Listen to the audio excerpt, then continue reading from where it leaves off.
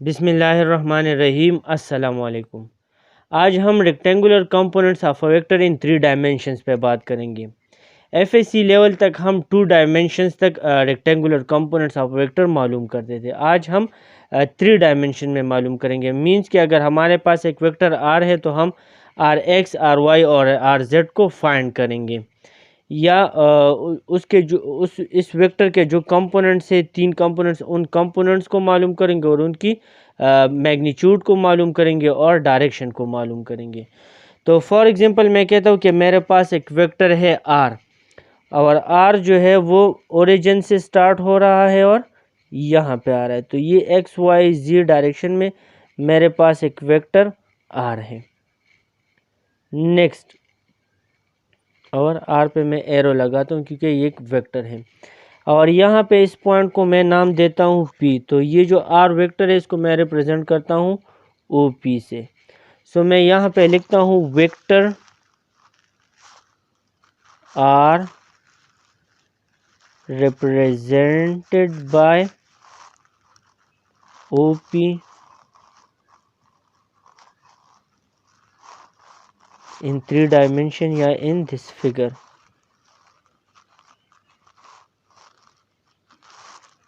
अच्छा, ये 3 डायमेंशन है, यहाँ पे देख ले एक्स वाई जी।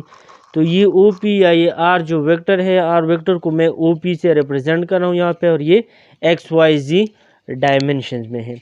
अच्छा, अब यहाँ पे आप देख ले ये पॉइंट पी है। अब मैं इस तरह करता हूँ कि मैं एक परपेंडिकुलर पॉइंट पी से एक्स वाई प्लेन पे ड्रा करता हूँ।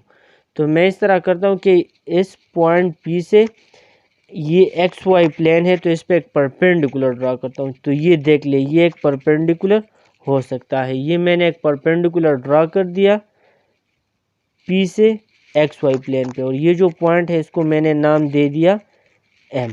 पी एम या एम पी अब एक परपेंडिकुलर है जो कि पॉइंट पी से एक्स वाई पे मैं ड्रा कर चुका हूँ।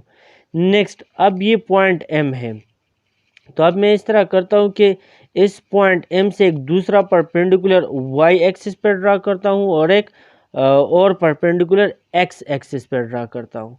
तो जो वाई एक्सिस पर ड्रा करूँगा वो परपेंडिकुलर ये होगा। तो ये इस पॉइंट एम से मैंने वाई पे एक परपेंडिकुलर ड्रा कर दिया, और इस पॉइंट को मैंने नाम दे दिया पॉइंट एल, और एक परपेंडिकुलर मैंने एक्स एक्सिस पर ड्रा कर दिया और इसको मैंने नाम दे दिया के। अच्छा, मैं फिर से रिपीट करता हूँ। एक वेक्टर आर है, और आर जो है वो मैं रिप्रेजेंट कर रहा हूँ ये 3 डायमेंशन में ओ पी पे। नेक्स्ट, इस पॉइंट पी से मैं एक परपेंडिकुलर ड्रॉ कर रहा हूँ एक्स वाई प्लेन में। तो ये देख ले, पी एम वो परपेंडिकुलर है या एम पी वो परपेंडिकुलर है। नेक्स्ट, अब मैं इस पॉइंट एम से एक्स एक्सिस पे एक परपेंडिकुलर ड्रॉ कर रहा हूँ जो कि एम के है, और एक वाई एक्सिस पे एक परपेंडिकुलर ड्रॉ कर रहा हूँ जो कि एम एल है। अच्छा जी, ये जो 3 पॉइंट्स मैंने डिस्कस कर दिए, तो ये मैं यहाँ पे इसी तरह लिख सकता हूँ। From point P draw a perpendicular PM on XY plane. इस पॉइंट से XY प्लेन पे एक परपेंडिकुलर ड्रा करें और इसको नाम दे दे PM। नेक्स्ट, इसी M से from point M draw another perpendicular ML on Y axis. तो मैं लिख सकता हूँ फ्रॉम पॉइंट M, यहाँ पे अब पॉइंट M होगा, ड्रा अनदर परपेंडिकुलर, और उसका नाम होगा एम एल, और ये वाई एक्सिस पे होगा, ऑन वाई एक्सिस। यहाँ पे ये देख ले, ये मैंने परपेंडिकुलर ड्रा कर दिया पॉइंट एम से। नेक्स्ट, आप देख ले, फिर इसी पॉइंट एम से एक दूसरा परपेंडिकुलर ड्रा कर दे एक्स एक्सिस पे, और इसको नाम दे दे एम के, यानी कि एक्स एक्सिस पे जिस पॉइंट को टच करेगा वो क्या होगा, ऑन एक्स एक्सिस। तो वेक्टर आर ओ पी से रिप्रेजेंट किया, पॉइंट पी से एक परपेंडिकुलर एक्स वाई प्लेन पे आ गया, फिर पॉइंट एम से एक परपेंडिकुलर वाई एक्सिस पे आ गया, फिर पॉइंट एम से एक परपेंडिकुलर एक्स एक्सिस पे आ गया। अब जो ओरिजिन है, और यहाँ पे आप देख ले, तो मैं इनको कनेक्ट कर सकता हूँ इसी तरह। जब मैं इसको कनेक्ट कर लूँ ओ और एम को, क्योंकि एम वो परपेंडिकुलर है, देख ले कि यहाँ से भी जो वाई एक्सिस जेड एक्सिस है यहाँ से भी ये कनेक्ट हो रहा है, यहाँ से भी कनेक्ट हो रहा है और यहाँ से भी कनेक्ट हो रहा है। अच्छा, तो ओ एम को देख लें, यहाँ से मैंने ओ और एम को एक दूसरे के साथ कनेक्ट कर दिया। अब जब मैंने कनेक्ट कर दिया तो देख ले यहाँ पे एक ट्राइंगल बन गया ओ के और एम। यहाँ देख ले ओ ओ एम के और ओ के एम, ये एक ट्राइंगल बन गया। तो यहाँ पे जो ट्राइंगल बन गया तो यहाँ पे आप ट्राइंगल लॉ को यूज़ कर ले। तो जो ट्राइंगल ओ के एम है यहाँ पे मैं लिख सकता हूँ using triangle law to triangle O K M और ओ एम के। यहाँ पर ट्राइंगल लॉ आप कर लो। ट्राइंगल लॉ क्या कहता है आपको कि ये जो वेक्टर है जो मैंने ओ और एम को कनेक्ट कर दिया, तो ये मेरे पास मेन वेक्टर है और ये जो मेन वेक्टर है O M, it is equal to the sum of its components, और इसके कंपोनेंट्स क्या है ओ के है और के एम है। So it is O K plus के एम मीन्स ये यहाँ पे एक्स और वाई प्लेन में है, यानी कि 2 डायमेंशन में है। और 2 डायमेंशन में हमें ऑलरेडी पता है कि जो आपका मेन वेक्टर होता है it is equal to the sum of its components. तो इसके 2 कंपोनेंट्स है, इस ओ और एम को जो मैंने मिलाया था इस वेक्टर को, एक के एम है और एक ओ के है। अच्छा, अब इसको मैं नाम दे रहा हूँ इक्वेशन नंबर 1। नेक्स्ट अब आप देख ले यहाँ पे एक और ट्राइंगल बन रहा है और वो ट्राइंगल है ओ पी एम। सो आप ट्राइंगल ओ पी एम को देख लें, तो यहाँ पे मैं यहाँ पे भी ट्राइंगल लॉ को अप्लाई करता हूँ। तो मैं लिख सकता हूँ यूजिंग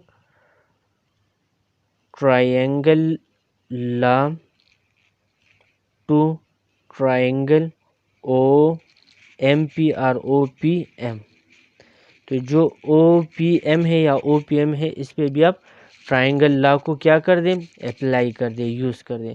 अब वो ट्राइंगल लॉ क्या है कि जो आपका वेक्टर है, तो यहाँ पे वेक्टर आपके पास ओ पी है, देख ले।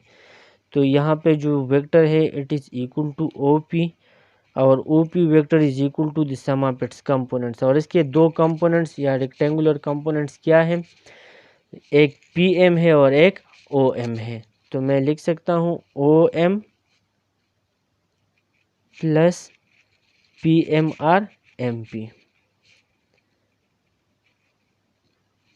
और इसको मैं नाम दे रहा हूँ इक्वेशन नंबर 2। इस ट्राइंगल में भी मैंने ट्राइंगुलर लॉ को यूज़ कर दिया और इस ट्राइंगल में भी मैंने ट्राइंगुलर लॉ को यूज़ कर दिया। नेक्स्ट अब आप देख लें ओ एम की इक्वेशन को देख ले। O M is equal to O K plus के एम और ओ एम यहाँ पे भी है। तो ये इस इक्वेशन 1 को मैं इक्वेशन 2 में पुट कर सकता हूँ। तो आप इस तरह कर लें, put equation 1 in equation number 2। तो मैं इसको इस तरह पुट कर सकता हूँ, पुट इक्वेशन 1 इन इक्वेशन 2। तो ये इक्वेशन 1 है, इसको इक्वेशन 2 में पुट कर दें तो मेरे पास आ जाएगा इक्वेशन 2 जो है O P is equal to O M की जगह मैं लिख सकता हूँ ओ के प्लस के एम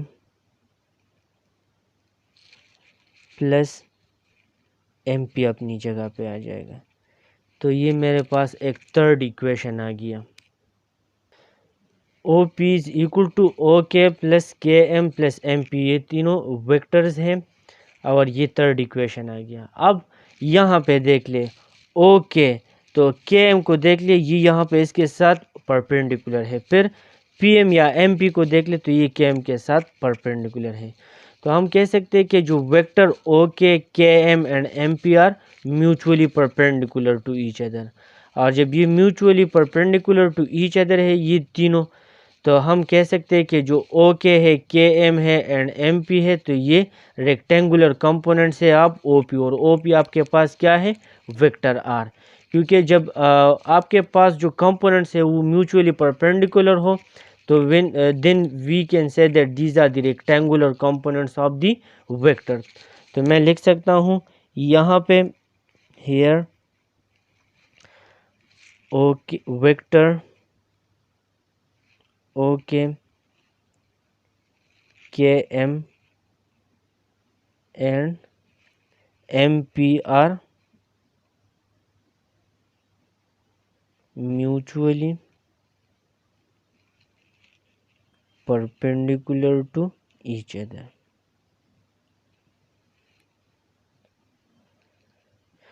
अब जब वेक्टर्स है या कंपोनेंट्स है when they are mutually perpendicular to each other, तो हम कह सकते हैं कि ये जो तीनों वेक्टर्स है these are the rectangular components of this vector, और ओपी जो है वो आपके पास वेक्टर आर है।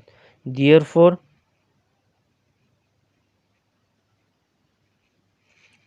Vectors OK K M and MP are mutually perpendicular to each other, are rectangular components of vector OP। OP जो है वो पहले मैंने कहा था कि मैं वेक्टर R को OP से रिप्रेजेंट करूँगा, तो ये तीनों जो है these are the rectangular components of vector R, जो आपका मेन कंपोनेंट था जो कि XYZ में आपने रिप्रेजेंट किया था। तो ये जो OK और KM और PM या MP आए थे, तो these are the rectangular components of this vector R। यहाँ पे देख ले, ये है PM है और ये आपका KM है या MK है और OK, तो ये तीनों आपके रेक्टेंगुलर कंपोनेंट्स हैं ऑफ दिस वेक्टर R। अब हम X, Y और Z कंपोनेंट को लेंगे। Now X, Y and Z components are represented by, वो ऑलरेडी हमें पता है कि जो X में होगा तो मैं उसको RX से रिप्रेजेंट करूँगा, जो Y में है तो उसको मैं RY पे रिप्रेजेंट करूँ। तो ये जो R है, तो जो इसका X कंपोनेंट है ये वाला कंपोनेंट, तो इसको मैं रिप्रेजेंट करूँगा RX से। जो Y वाला कंपोनेंट है इसको मैं रिप्रेजेंट करूँगा RY से, और ये वेक्टर्स है तो मैं एरोज लगाऊंगा। और फिर जो Z कंपोनेंट है तो उसको मैं रिप्रेजेंट करूँगा RZ से। So these are represented by R, X, R, Y and R, Z respectively. Presented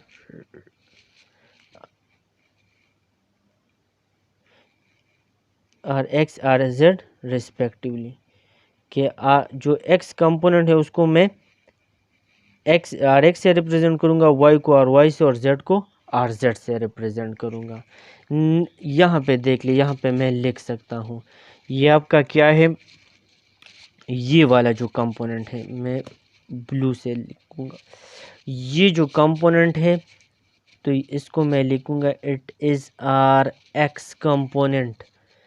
फिर ये जो कंपोनेंट है वाई वाला, इसको मैं लिखूँगा आर वाई कंपोनेंट। ये जो ऊपर कंपोनेंट है इसको मैं लिखूँगा आर जेड कंपोनेंट। सो जो एक्स वाई और जी पे जो कंपोनेंट्स है तो उनको मैं नाम देता हूँ R X, R Y and R Z. Next, अब मुझे पता है कि जो x की तरफ पे यूनिट वेक्टर है, y की तरफ पे यूनिट वेक्टर है और z एक्सिस की तरफ पे जो यूनिट वेक्टर है, तो x की तरफ जो यूनिट वेक्टर है उसको मैं रिप्रेजेंट करता हूँ i से। फिर यहाँ पे y की तरफ जो यूनिट वेक्टर है उसको मैं रिप्रेजेंट करता हूँ j, और z की तरफ जो है उसको मैं रिप्रेजेंट करता हूँ k यूनिट वेक्टर से। तो अब मैं लिख सकता हूँ unit vectors along x, y and z axis are I, j and के रिस्पेक्टिवली, कि यहाँ पे जो एक्स वाई और जेड एक्सिस पे जो यूनिट वेक्टर्स है जो कि हम पहले कर चुके हैं यूनिट वेक्टर्स में, तो उनको मैं आई जे और के से रिप्रेजेंट करूँगा। तो फिर जो ये आर जो आपका वेक्टर है तो it will be equal to R X vector plus R Y vector plus R Z vector. और फिर जो आप यूनिट वेक्टर्स इसके साथ लिखेंगे तो फिर मैं लिखूंगा R X into I plus R Y into J plus R Z into K unit vector. तो मैं लिख सकता हूँ, पहले मैं रिजल्टेंट को इसी फॉर्म में लिख सकता हूँ, R is equal to R X plus R Y plus R Z. फिर अगर मैं आर एक्स आर वाई और आर जेड की मैग्नीट्यूड्स लिखूंगा तो इसके साथ मैं क्या लिखूंगा, आई यूनिट वेक्टर, इसके साथ जे यूनिट वेक्टर, इसके साथ जेड यूनिट वेक्टर्स। अब नेक्स्ट मैं कहता हूं कि if this vector R has magnitude R and max angle theta, तो ये जो थीटा बनाएगा इसको थीटा एक्स कहेंगे, इसको थीटा वाई कहेंगे और इसको थीटा जेड कहेंगे, with the positive direction of x with the positive direction of y and with the positive direction of z। तो फिर मैं जो कंपोनेंट्स है आर एक्स इसको भी डिफाइन कर सकता हूँ, आर वाई को भी कर सकता हूँ, आर जेड को भी, जिस तरह हमने 2 डायमेंशन में किया था, R X is equal to R cos theta और R Y is equal to R sine theta. तो यहाँ पे मैं लिख सकता हूँ if vector R has magnitude R, अगर इसका मैग्नीट्यूड आर है and it makes angle theta x with positive x, theta y with positive y and theta z with positive direction of z axis. तो मैं लिख सकता हूँ कि फिर आपका जो आर एक्स है या जो आपका ओ के वेक्टर है, तो मैं लिख सकता हूँ मैग्नीट्यूड ऑफ ओ के आर जो आपका आर एक्स है, तो it will be equal to, जिस तरह हम 2 डायमेंशन में करते थे, आर कॉस थीटा। लेकिन यहाँ पे जो x के साथ वो थीटा बना रहा है उसको मैं नाम दे रहा हूँ थीटा x, क्योंकि x कंपोनेंट के साथ ये वेक्टर अलग एंगल पे होगा, y के साथ अलग एंगल पे होगा और z के साथ अलग एंगल पे होगा। फिर जो आपके पास के एम है या आर वाई है, तो ये जो आर वाई है या आपका जो के एम है, आर वाई या के एम, तो it is equal to R sine theta. लेकिन कौन सा थीटा होगा, वाई कंपोनेंट वाला। फिर नेक्स्ट जो आपका पी एम है या एम पी है, it is equal to R Z and it is equal to R sine theta. लेकिन थीटा आपके पास कौन सा वाला होगा, जेड कंपोनेंट वाला थीटा होगा। अच्छा, तो एज ए होल मैं लिख सकता हूँ कि जो R is equal to vector R is equal to R X plus R Y plus R Z, तो इसकी जगह मैं लिख सकता हूँ, अगर मैं आई यूनिट जे यूनिट और जेड यूनिट वेक्टर्स को इंक्लूड करता हूँ, तो मैं लिख सकता हूँ unit vector R is equal to vector R is equal to R X magnitude और इसका जो डायरेक्शन है वो I unit vector plus R Y direction J unit vector plus R Z direction K unit vector. Next R X की जगह मैं लिख सकता हूँ आर कॉस थीटा एक्स और आई अपनी जगह, फिर आर साइन थीटा वाई और फिर जे यूनिट वेक्टर, फिर आर साइन थीटा जेड और के यूनिट वेक्टर। तो ये अब आपके पास नया फॉर्म आ गया। वेक्टर आर अगर मैं आई जे और Z component I unit vector J unit vector और जेड के यूनिट वेक्टर्स को जब मैं लेता हूँ तो ये आपके पास रेक्टेंगुलर कंपोनेंट्स आ जाएंगे। आप इसी फॉर्म में भी लिख सकते हैं, इसी फॉर्म में भी लिख सकते हैं, या R is equal to R X R Y R Z vector. तो ये हमारे पास थे rectangular components of a vector in 3 dimensions. अब हम rectangular components of velocity and acceleration को मालूम करेंगे, वो अब हम दूसरी वीडियो में करेंगे।